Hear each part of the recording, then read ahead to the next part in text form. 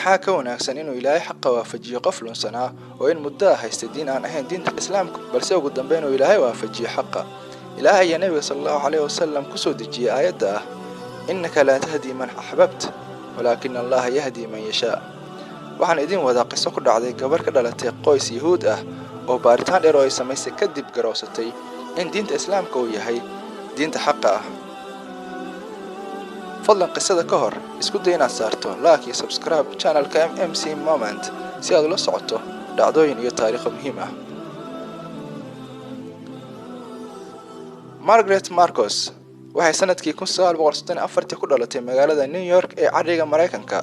waxay ka soo jeedaa qoys Yahuud ah waxaana iska dhalay aabbo iyo hooyo Yahuud ah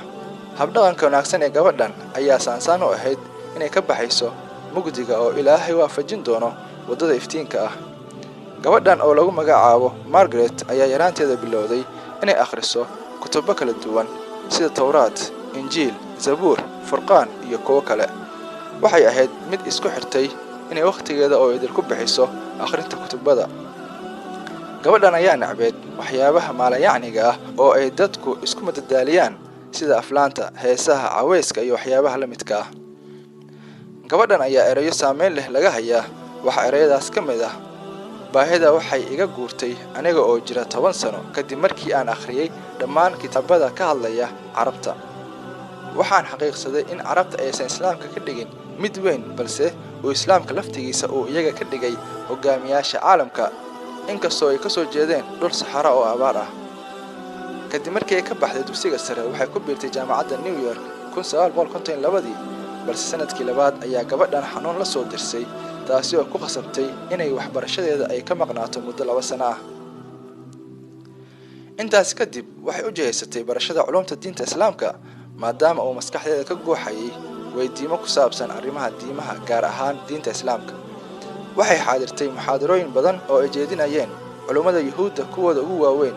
waxay badi ka hadli jireen arrimaha diimaha ku saabsan iyagoo daliilo been ah soo qaadan jiray si ay dadka uga dhaadhiciyaan mudnaanta ay leedahay mabda ay iyagu aaminsan yihiin laakiin gabadha lagu magacaabo Margaret ayaa damiirkeeda qaadan waayay waxay culimada Yahuudda ay isku dayayaan inay ummadda ka dhaadhiciyaan isweydiimo iyo baaritaano badan oo ay samaysay kadib waxa uu cadaatay nacabka Yahuudda u qabaan diinta Islaamka iyo Nabiga Kaleey salaatu wasalaam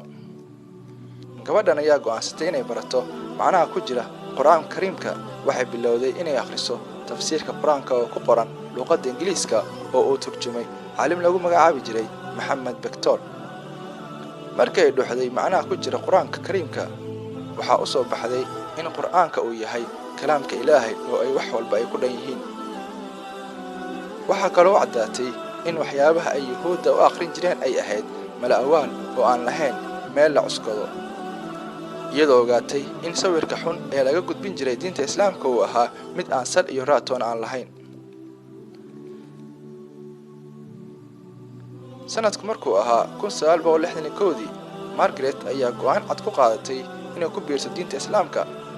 waxa shahaadada u qabtay daaci lagu magacaabi jiray Daawud Faisal sidoo kale magaca Margaret ayay iska bedeshay oo waxay la baxday magaca Maryam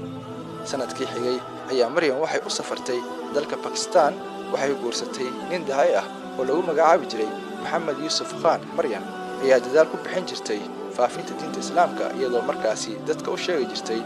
sababtu Ilaahay inoo abuuray inay tahay inaan isaga oo kaliya caabudno oo aan ku dhaqanno waxyaabaha uu ina faray sidoo kalena aan iska ilaalino waxyaabaha uu inooga digay alxamdulillah ala nicmatil islaam waad ku maasantahay booqashadaada MMC Moment